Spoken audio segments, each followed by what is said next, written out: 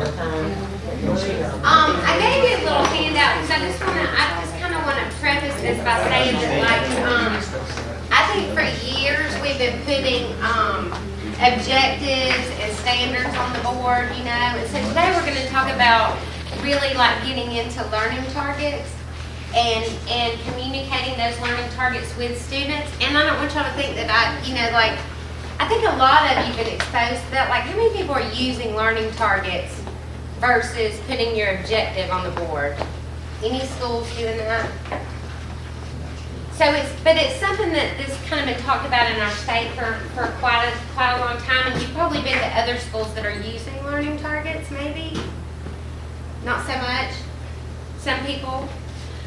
But learning targets are actually mentioned in the Alabama Quality Teaching Standards. It is a best practice. It is, but I think that it's one that we've probably ignored for some time, or maybe we just haven't made sense or meaning out of it. And that's probably something you want to think about, possibly trying to start making meaning of that at your school. So anyway, looking at these 7 strategies of assessment for learning, these are the kinds of things that we need to be focusing on as we're talking about active engagement and how we're going to involve the student in their learning. So where am I going? Provide students with a clear understanding vision of the learning target.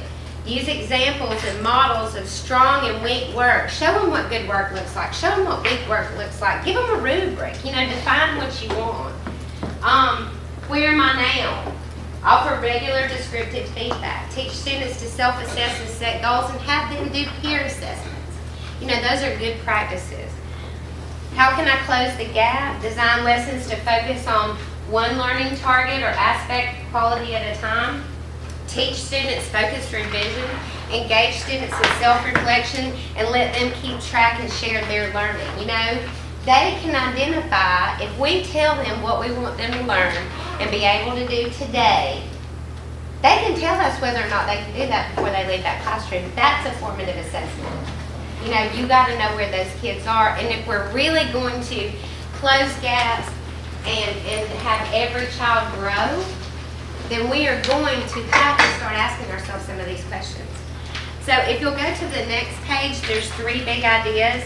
This comes from a book that I love, and probably several of you have probably read it. It's called Learning by Doing by the DeVores. And the DeVores they do a lot with Solution Tree, and they're very well known for working with professional learning communities. And I'm sure several of you have been exposed to them. But this is one of my favorite books when you talk about how you're going to bring the team together at your school.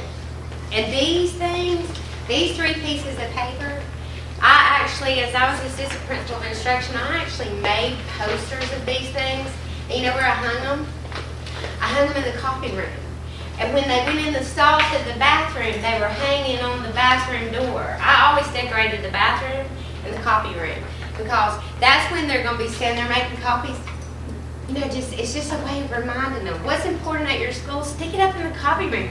Put it on the back of the men's, you have to put it over the urinal. And sometimes they would move it. And I'd go in there once in a while and put it back. You really remember when you're standing there and she walks in to put something on.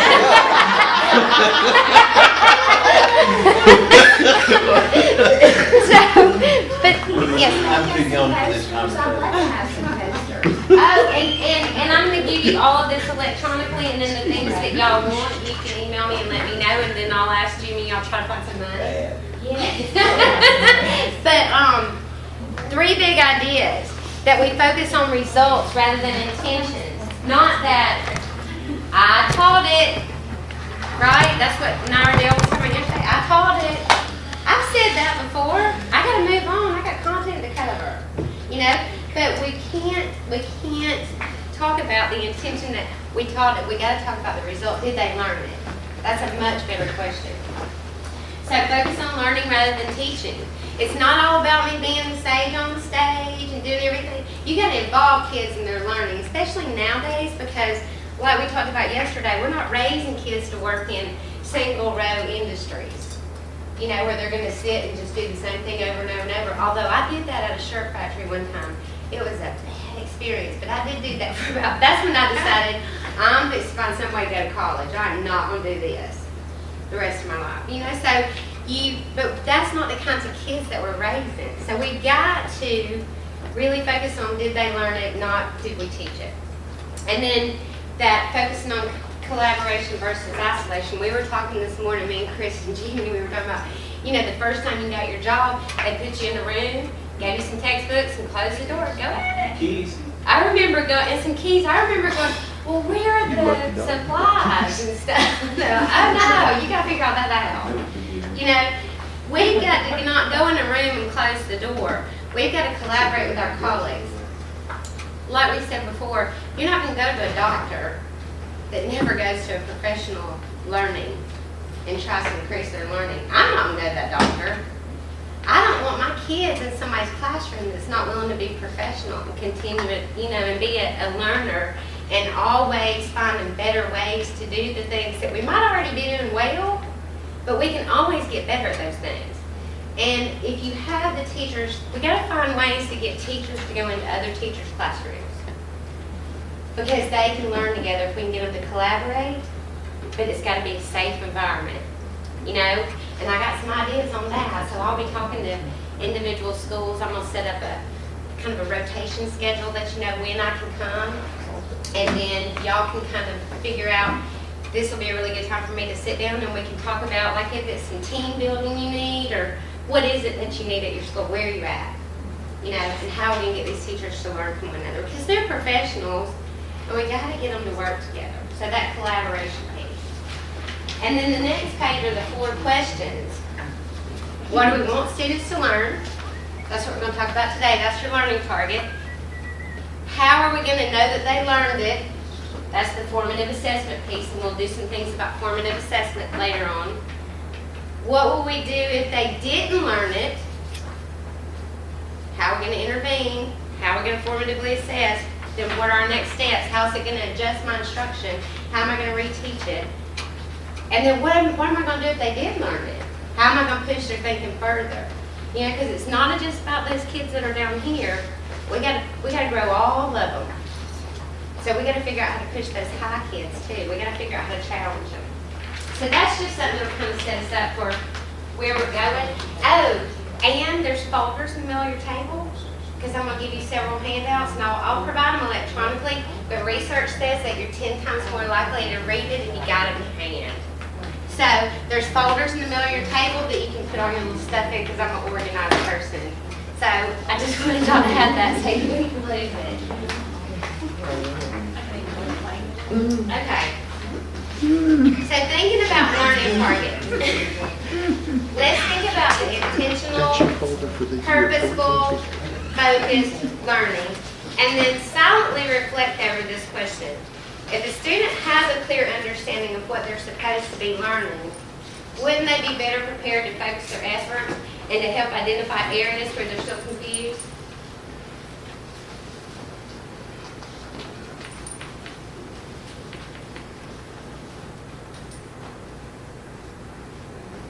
They can tell us when they don't understand.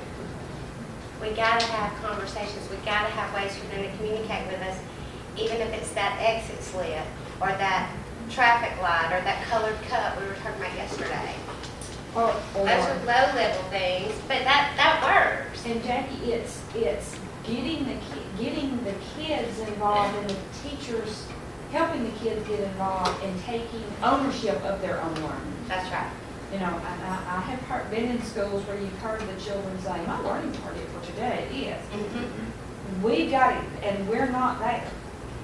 That's where we want to go, you know, is we want our children to go and say, my learning target for today is going to look like, you know. And this is what I'm doing to kid day. That's right. That's right. So today our learning target is that I can determine the connection between the learning target and an engaging classroom instruction.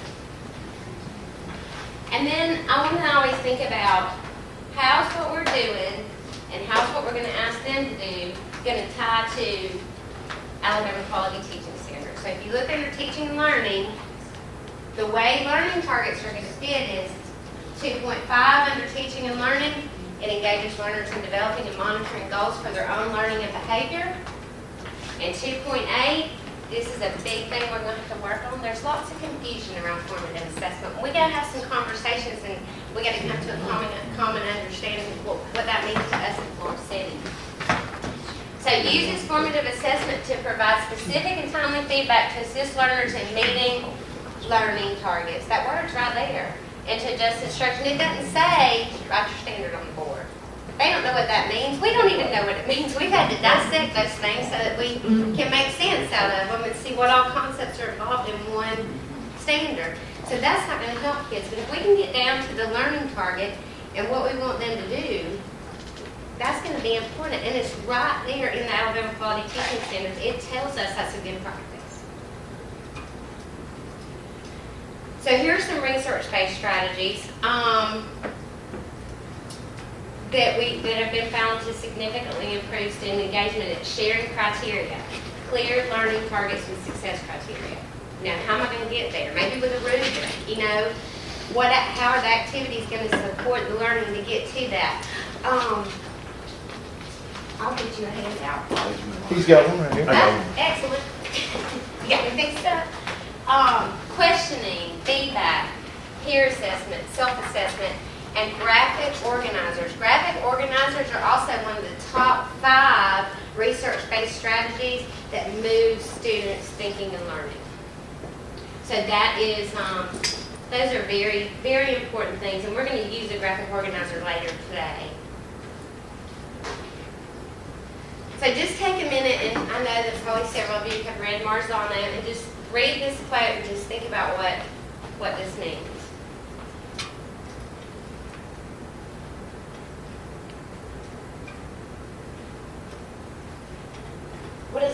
What is this word mean to you? Or even maybe a summative test in the classroom, right? But it's assessment, performance assessment, that's right. So if they know and they can identify what they're learning, they're going to be able to pass tests involving that later. So okay, clear learning target. I want you to take a sticky note out of the basket in the middle of your table, and without talking to anybody else, and without looking at one, I want you to draw the front of a penny. Include as many details as you can without looking at one. So I want you to draw a penny. And remember, this is an individual activity.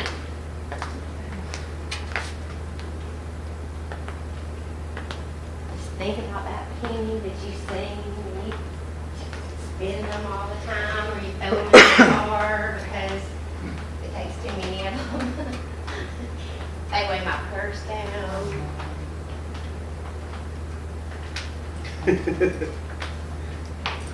So that's our learning target. Now I can draw the front of the penny.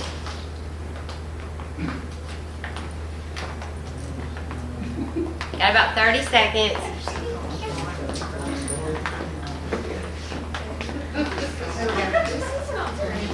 Jimmy didn't get you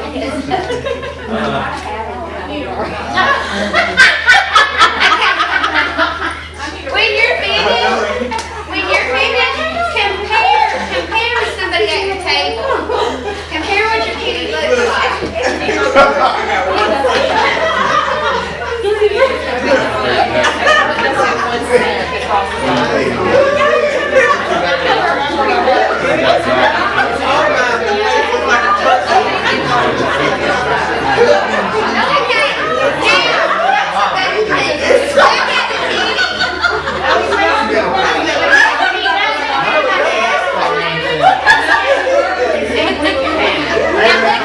Look at the penny.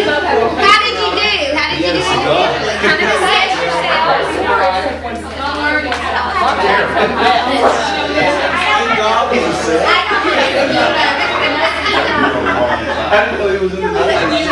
Is there anybody that drew it perfect?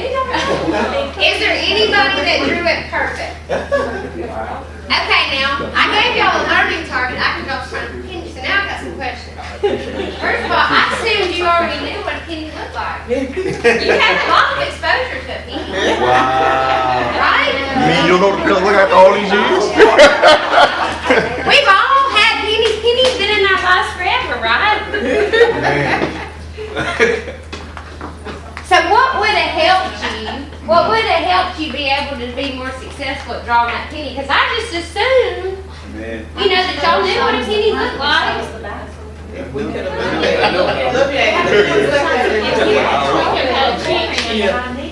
That I was gonna need to draw. And then I could have studied my pennies. And then I would have known he didn't have a hat on.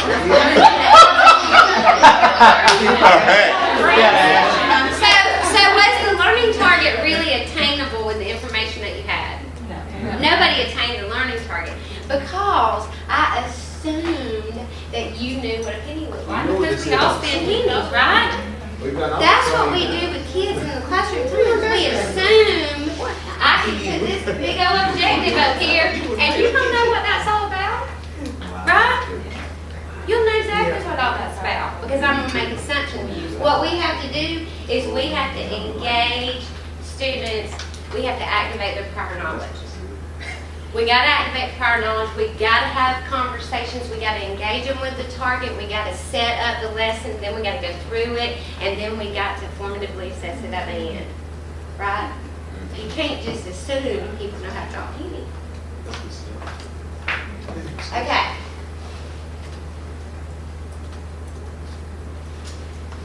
Now, let's do one more little activity. Don't share your thinking with anybody, okay? In the patterns to the left, I want you to locate and just in your mind, outline the 5-pointed star that's in that picture. This is not a trick, right? This is not a trick. Repeat the directions. In the patterns to the left, locate and outline, look for a 5-pointed star.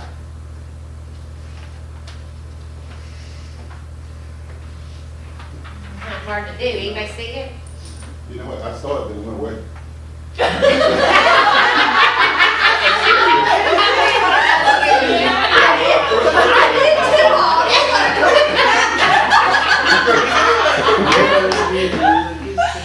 Okay, so would it help if I provided additional information and I blocked out part of the picture? Does that help you identify the target? Just do it. It's still gone? It said left. Okay, got it. Okay, so if I continue to narrow down trying to help you hit the target, does it help if I provide Yep, more there it is. information and I block out more of the picture? There it is. No. The black triangle on top. Do you see it? It's two different colors. Two different colors. Right. Yeah. Right, you see it? So see, if you Wow. start out big picture, if you start out standard, I still. if you start out, Two different There, I see it colors. now. I see it now. I see it. Wow.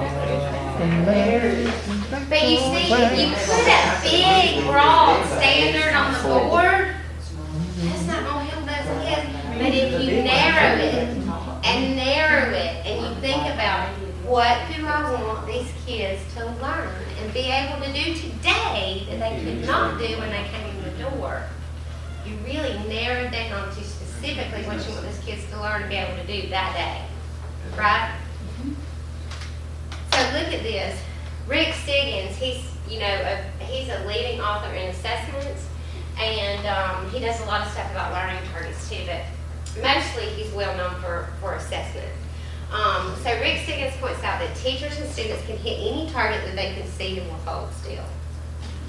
The more clarification you give them, do you see it? I see Chris looking really hard. Saw it right away when it came into that.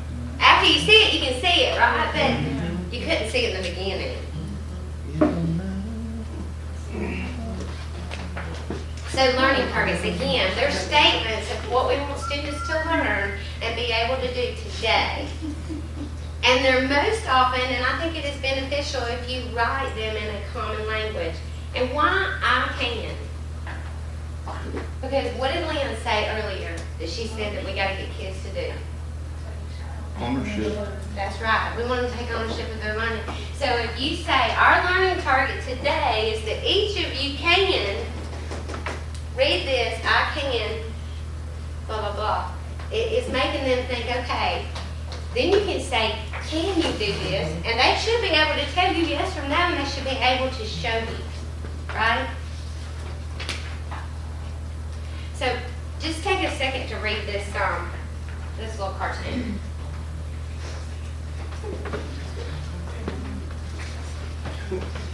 I'm 40 miles. What about you? No kidding, I can't. Okay, before I return your essays, let me explain my grading criteria. Now, I've graded them, Is she? so before I return your essays, let me explain my grading criteria. I deducted 1 full grade if your essay was handwritten rather than typed, or if your margins and headings were incorrect. I also took off points for missing footnotes, incomplete bibliographies, lack of page numbers, and general sloppiness. Thus, many of you failed before I read 1 word. Well, Mr. Fogarty, I didn't do the assignment, so do I pass? Love it. So how often do we give an assignment, or, and when we were teachers and the teachers that are in your building, how often do we give an assignment, and then after the assignment's over, we tell them what the success criteria was for that assignment? That's backwards. We have to provide students with rubrics. We have to provide students with good work examples. We have to provide students ways in which they know, if I do X amount of things, I'm going to be successful where I'm going. Right? We can't do it. And then here, we don't know how good of writers they are because he didn't even have to read them. Right? So, thinking about student-friendly learning targets, and this is one of Stiggins' one of his books about classroom assessments for student learning. Just take a moment and read that silently to yourself.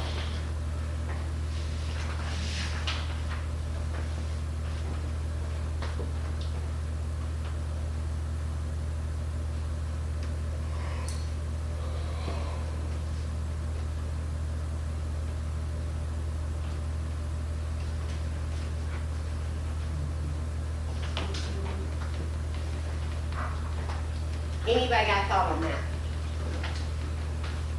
Well, it's kind of like the blind leading the blind, is it not? I mean, you're blind because you don't know anything, and the teacher, I guess, assumed that you knew, but for some reason didn't share information that would have helped you be more successful at whatever it was that you were doing. And I think you're falling in the ditch. I've experienced that as of late in relationships. Some work that I was doing. And God pulled me out. And we gotta be. I think that it's the same as running an effective organization. Running an effective classroom begins with everyone having the same understanding of what the expectations are, what we're trying to accomplish. Vision. And I think that, the vision and the purpose. And I think back to when I taught, and I miss those days so dearly, but I had a very conversational classroom. And every day we started with, why do we need to know this? What exactly does this mean? And how does this affect our learning in 6 weeks? Or how does it affect it next semester? Or in the next course we're going to take? Or, what do we need to understand prior to this? And so it's that conversation piece and kids getting that generalized understanding of the specifics. I mean, if that makes sense. So don't you agree that we've got to get teachers to understand that their kids are going to be more successful if they understand what they're learning? And I don't care if you're in first grade, you still stick a little learning objective up there. That's something else for them to read today. You know what I mean? You still let them know where you are. This is a good practice. I don't know much about reading, so kindergartners, some of them can read, right? So you can put that up there, K-12. Even if it's just I can spell cat. I don't know what that looks like, but just to give you something simple, you can set up what you want those kids to be able to do. Could you imagine how powerful it would be for a group of children to come through a school system where they were saying, I can every day for every class, for every subject, and by the time that they were 12th graders, that it would be, I can whatever student. And I can tell you this, if you go anywhere in Homewood City Schools, it's consistent, I It is. can.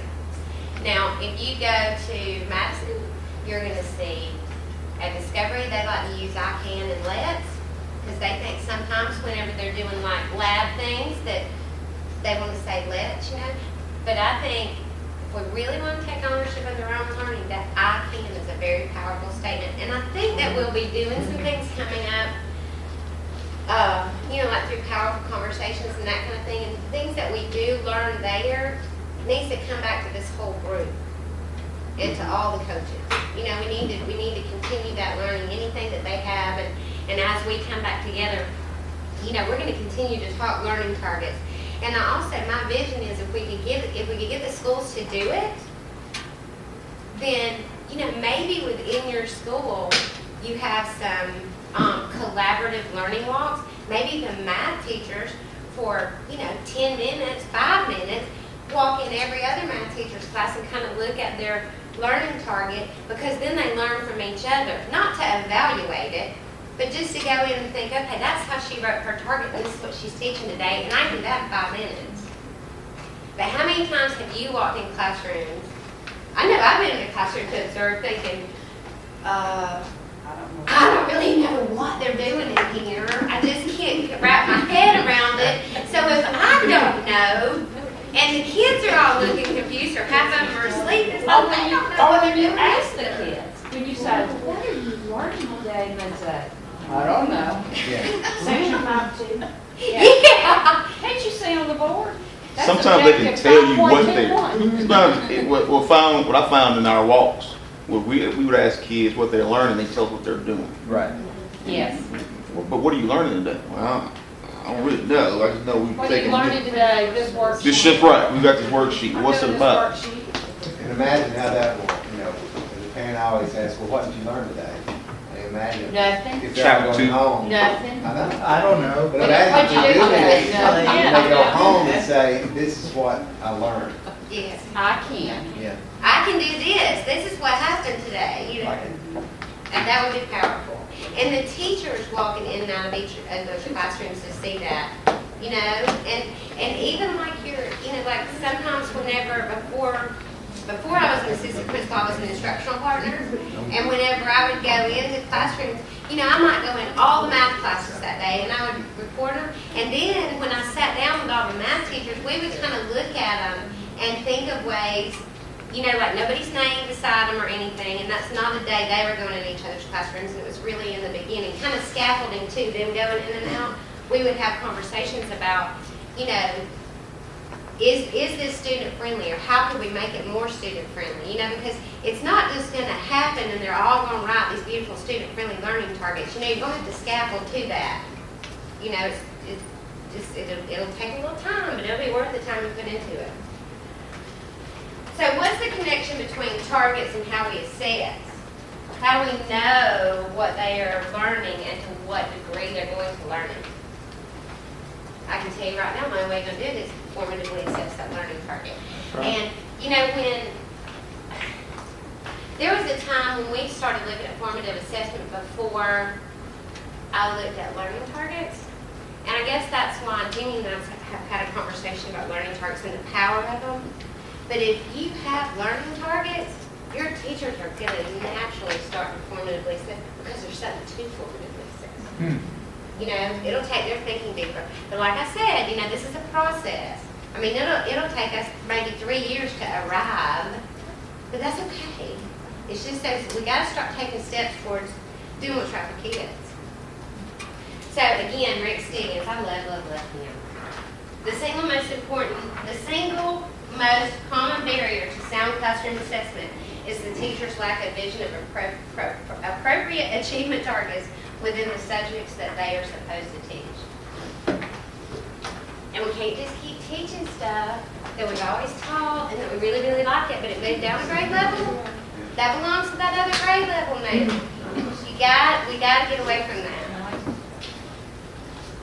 So when you go in You know, that's what we gotta see, like, if there's a learning target up there, you know, then the teachers start thinking about, do the activities that they are doing with those students help those students achieve that learning target? Because it all goes together. It all goes together.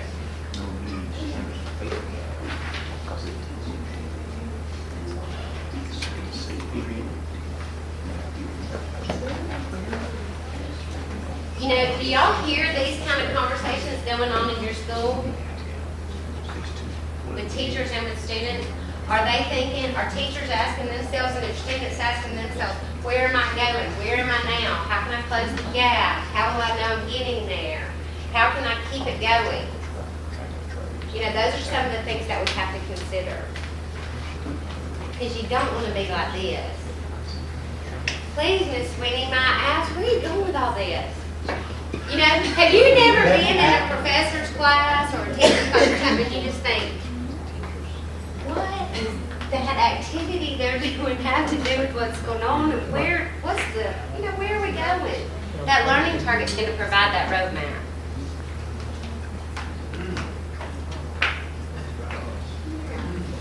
So teachers who truly understand what they want their students to accomplish will almost surely be more instructionally successful than teachers whose understanding of hoped-for student accomplishments are murky. You know, I taught I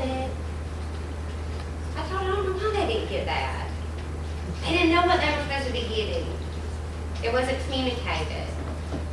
And that's James Popham. He's another really good author. So thinking about this, really learning targets,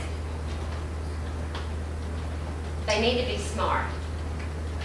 You know, you hear about SMART goals, right? Always hear about SMART goals. I heard about that for a long time, and you know what? Nobody scaffolded my learning or gave me a learning target because I was like, I don't know what that is. But anyways, what it is that the learning target should be specific. They should be measurable and observable, attainable for targeted audience within the scheduled time and specific conditions or specified conditions, relevant and results oriented, targeted to the learner and to the desired level of learning.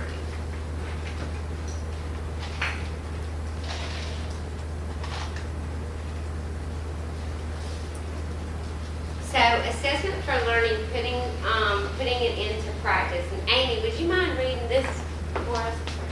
By setting out clearly in their own minds what they want the students to learn, the teachers would be in a position to find out what the gap was between the state of students' current learning and the learning target, and to be able to monitor that gap as it closed.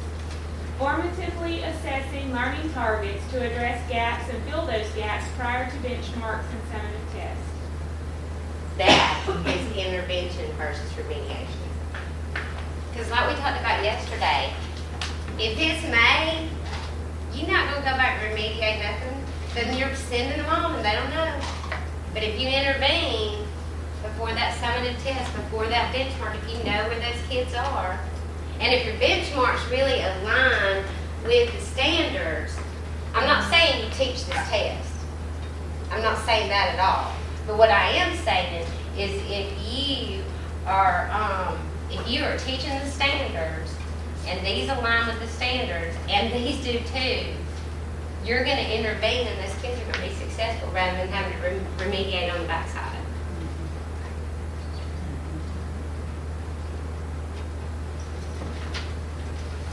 So thinking about that and thinking about what we just talked about, just be thinking about your questions and concerns and comments, and I want to give you a thing that I just want you to have for your teachers.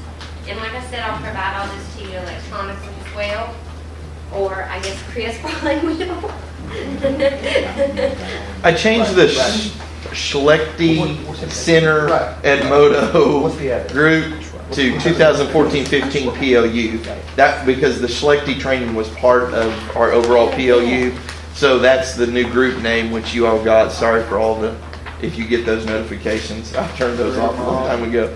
But anyway, the videos from yesterday that were recorded are already posted there.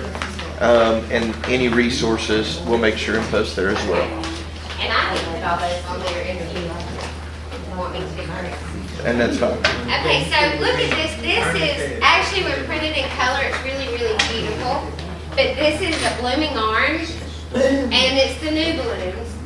But these are verbs that your teachers can use to get to those different levels. So it's just a little, something that you can share with your teachers. Now look at the next 2 pages. This is my favorite thing in the world. This is the blooming table from the top down, and it's the new blooms. But it gives the synonyms, the products, it actually gives them ideas about products for creating, for evaluating, for judging, whatever. Some verbs, and then even some question stems. That's a really, really great resource. The next page is really the old blooms, but they're still good verbs. And then the last page, I realized I messed something up and I'm a little bit of a perfectionist, so this has completely freaked me out. This bottom was supposed to be numbered 1, 2, 3, 4 as well. Because the idea was you could copy this and cut it in half, but I messed up the number, and I'm sorry. I didn't notice that until it was over. But this is a before strategy to engage the learner with the target. Because here's the other thing. When you write that learning target on the board, if you're just doing that because I'm going to write this up here because my principal said it's got to be written up here and it's got to say I can.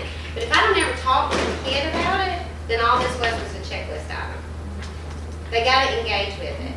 You got to point it out to the kids, and they will get to, if we do this K-12, they will get to where they'll come in and instead of saying, oh, Miss Hives, are we going to do anything today? Or what are we doing today? Do we have a, And you can say, check out your learning target. That's what I want you to learn to be able to do by the time you leave here today. And pretty soon they'll quit asking you.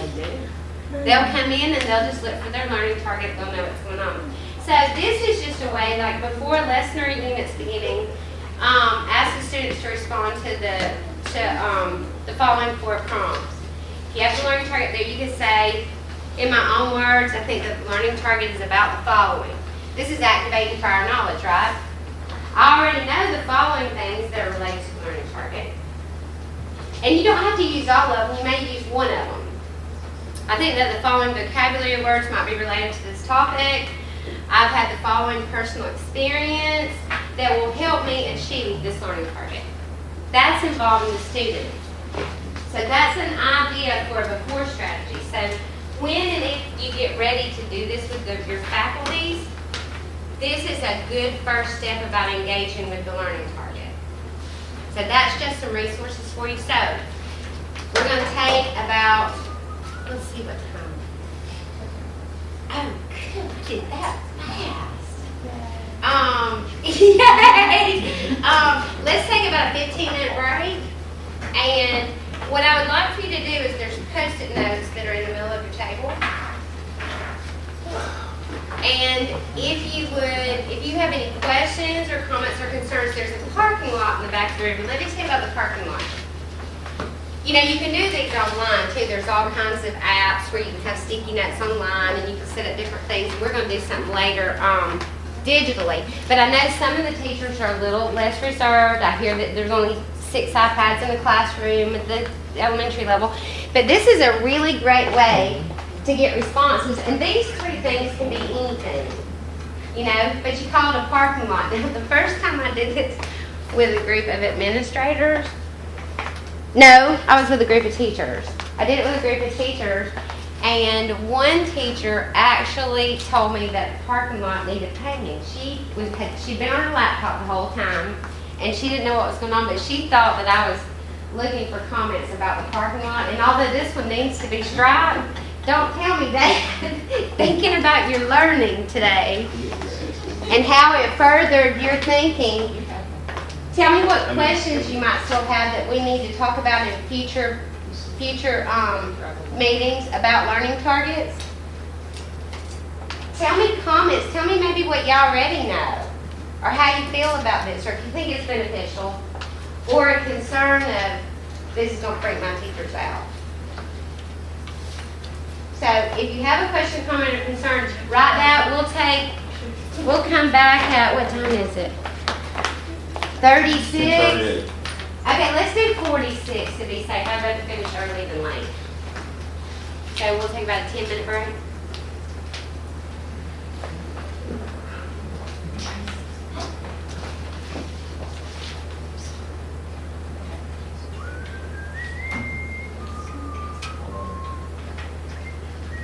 And y'all are gonna have to forgive me, I get confused sometimes, but is Joey's assistant principal? That's not you. It's Kim Moore. Neither one over here. Okay. That's what we did. I have Mr. Warren, I have not said that for obvious reasons. Innocent or not. Yes, they have. But so I just kind of been down. There it comes. It's not actually.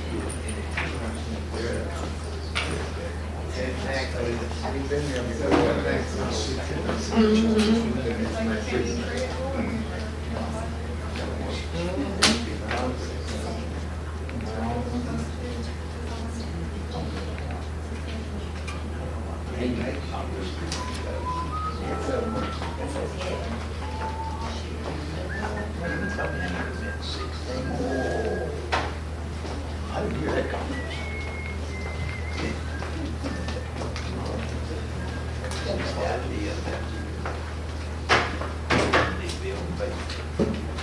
But it's a legitimate.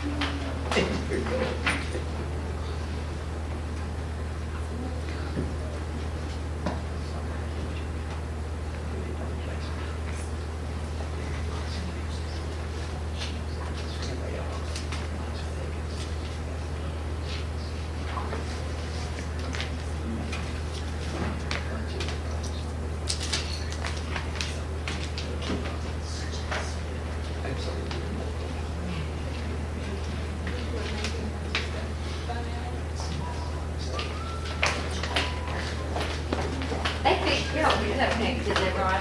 I'm still going to We tried.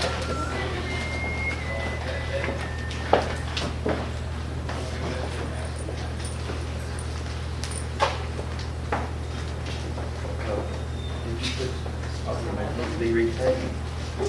They're about to repay you, actually. Good contract.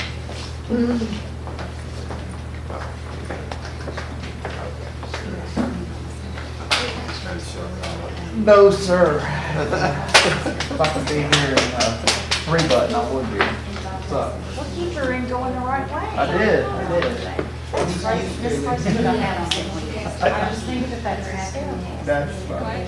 She could have had it. And I was thinking it had the words 1 cent.